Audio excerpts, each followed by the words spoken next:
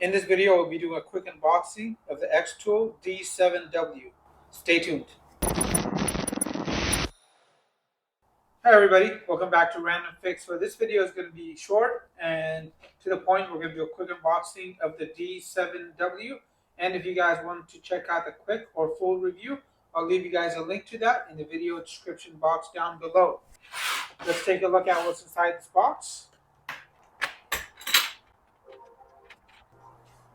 You get a quick start guide with the packaging list, the power adapter, 3 power plugs, US, UK, and EU, high-speed USB wire, and we get the vehicle's communication interface. And this is going to be Wi-Fi based, not Bluetooth based, so it should be a lot faster.